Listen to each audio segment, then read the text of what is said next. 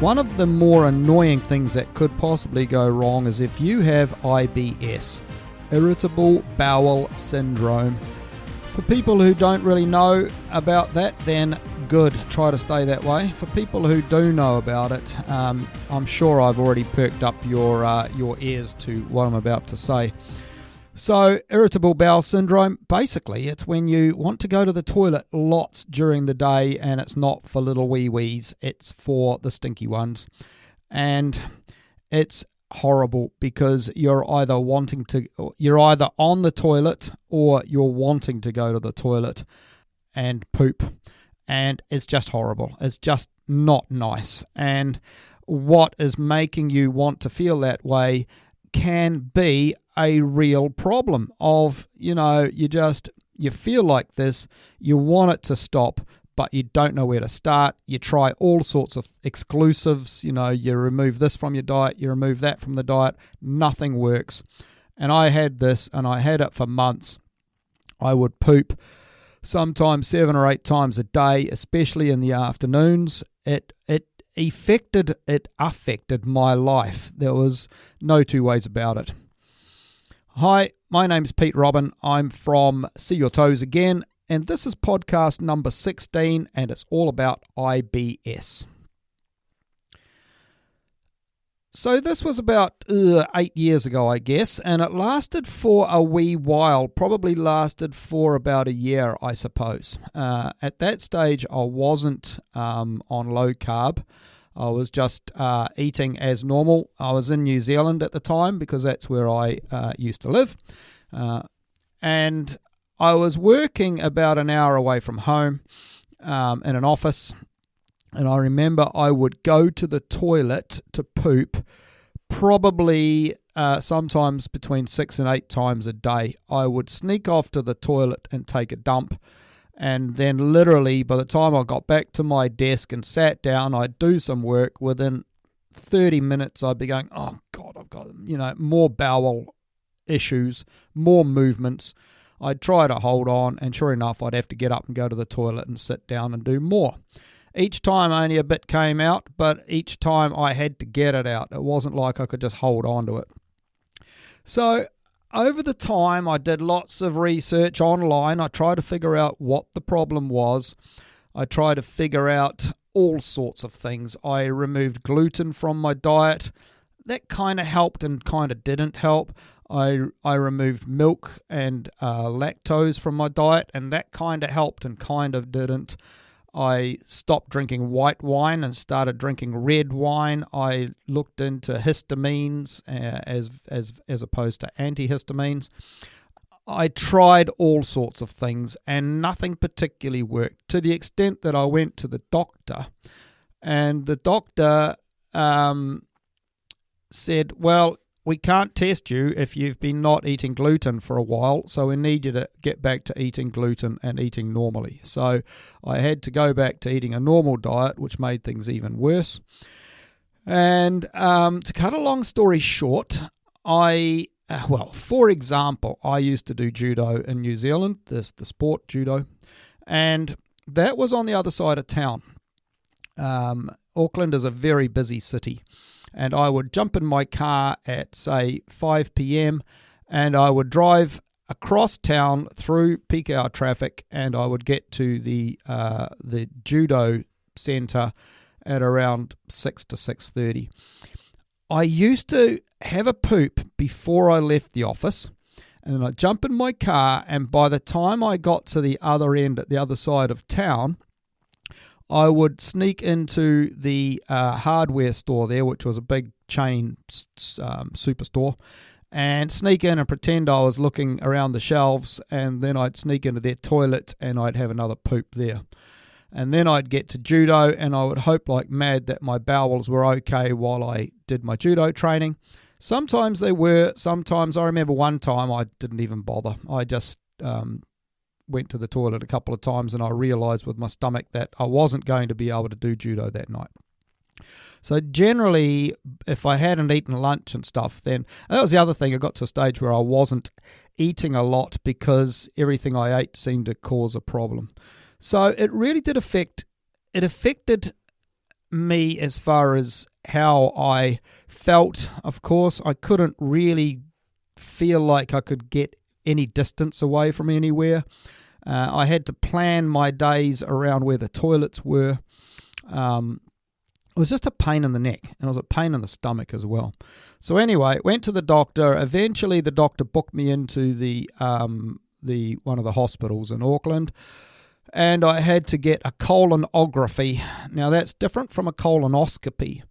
The colonography, well, both of them, I believe, you empty yourself out. So you have 24 hours of no eating, and they give you a series of concoctions that some of them taste pretty bloody horrible, and you poop and poop and poop until you're pissing water out of your bum, and then you just keep pooping, and it's horrible. And eventually, of course, it cleans you all out so that when they take pictures and stuff, they can see what they're doing. So the colonography, then I went to the hospital. They lay me down on the hospital bed thing there on my side, and they put a tube into my bottom, and they pumped me up with carbon dioxide until I felt like I was a balloon. And then they took, I think they took x-rays at that stage. And it gave a three-dimensional look to what was going on because I was pumped up with the carbon dioxide. They use carbon dioxide because it creates fewer cramps, I believe, when it has to come out. And so, as opposed to air or oxygen. And so I got pumped up, all of that came out. It was a very uncomfortable half an hour, and then I went and had some fast food at the McDonald's, and I must say I couldn't eat very much because my stomach was still quite sore, as all this carbon dioxide was slowly leaving my body. It's not something I would recommend. It's not something you go, oh, I'm going to have a colonography today. I am so excited. So I waited for a few weeks, and then the information came back from the doctor, and he said I had a little bit of trace of diverticulitis, which turns out are sort of little holes, not holes, they're sort of cavities from what I can gather, or in your bowel lining. And so he said I shouldn't eat this and that. And the next thing, one of them was nuts, which, you know, I seem to think, I'm sure if I chewed my food up all right, it would be okay. He was concerned that some of this food might have been getting trapped in these little cavity holes. They weren't holes through. They were kind of, I don't quite understand it. I'm sure there's other people who are listening that would. And I should just watch that. But apart from that, he couldn't see anything wrong. The blood test came up negative. There was no sign that I was celiac. My mother is celiac, by the way, or was celiac. So that did obviously cross my mind. But my blood test didn't show that I was celiac. I didn't have any other particular issues. It was just one of those things. And this is the most frustrating thing, of course, is that I had the problems, I had the symptoms, I knew I had IBS, and if anybody didn't believe me, they were welcome to hang around any given afternoon, and I would prove it to them. They should bring a peg for their nose, and but there was nothing that anybody could stick on me as far as labelling what the hell the problem was. That went on for a few more months, and then because I was doing judo, I needed to cut down my weight to get into a competition. I think I was sitting at about 76, 77 kilos, and in judo competitions, 78 kilos is, was it?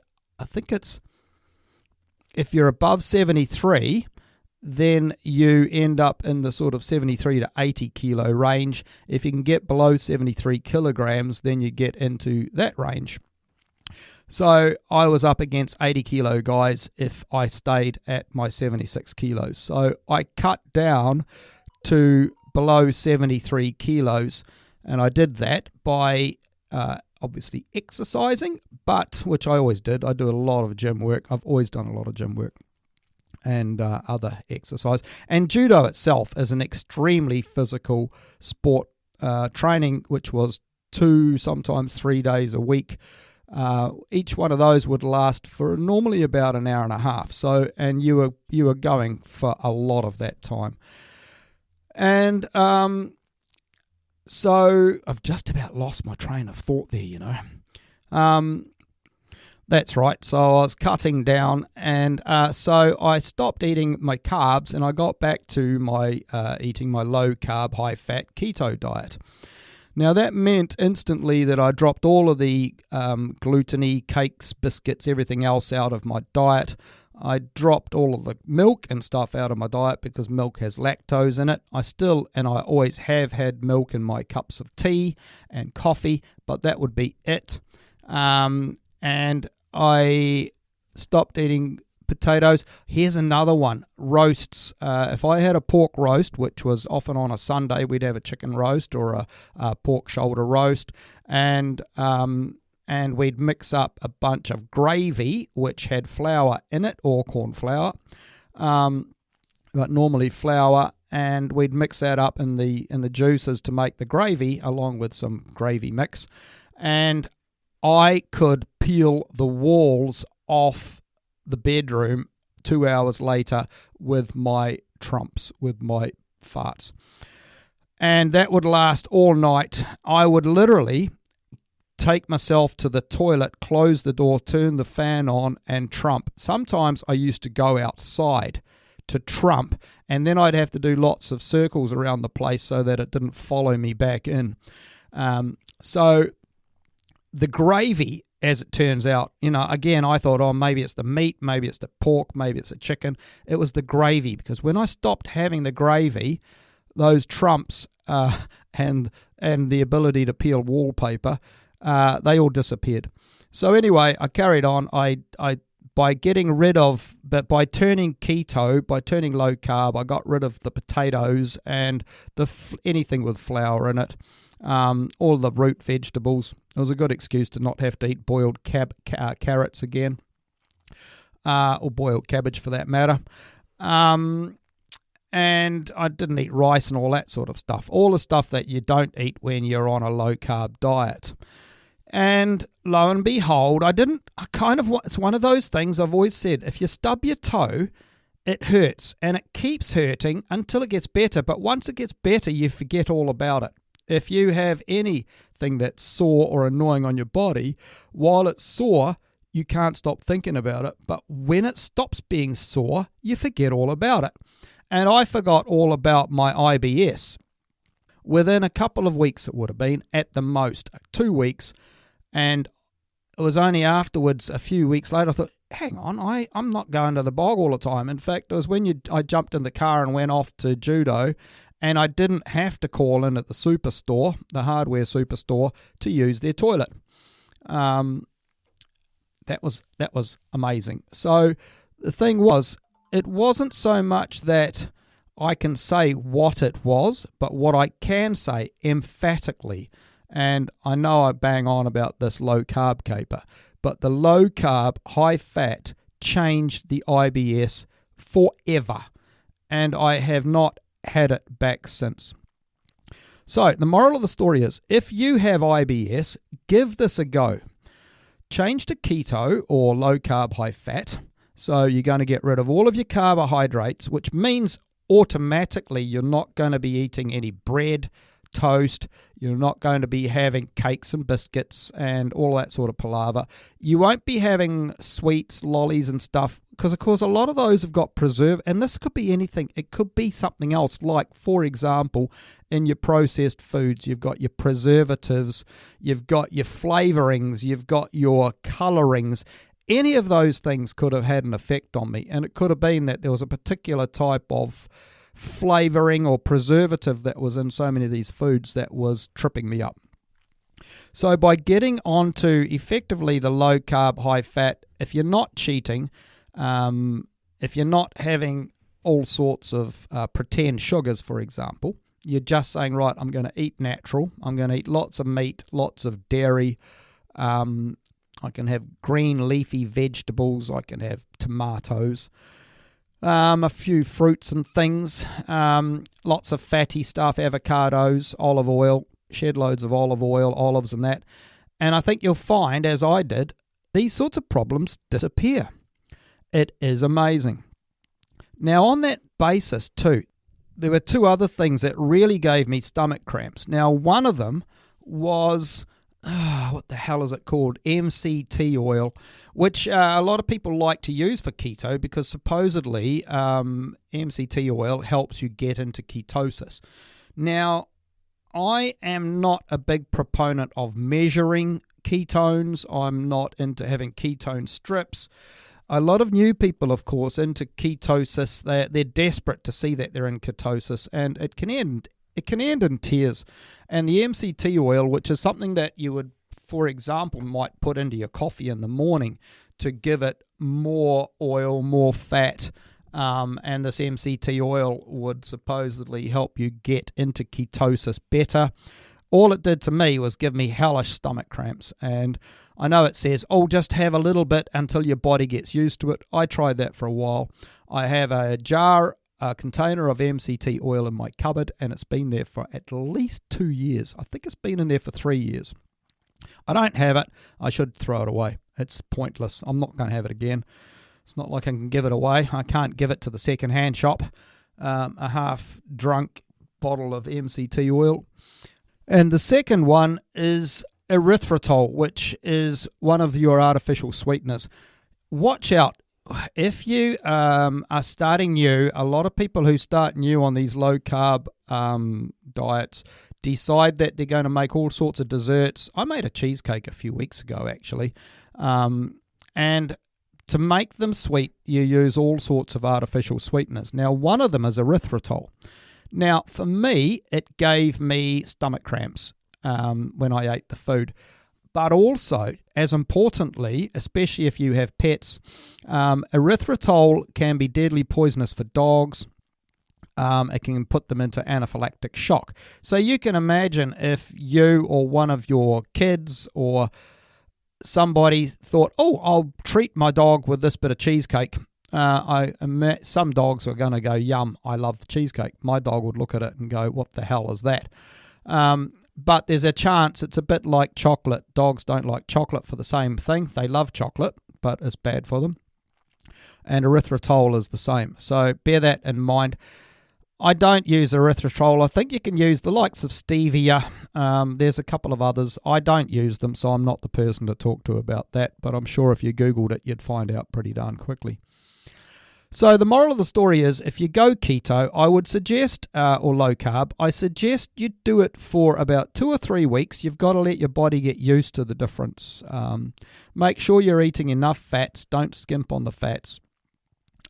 Eat lots of good protein. And it's easy to think, if I've got stomach complaints, eating all this meat's just going to make me worse.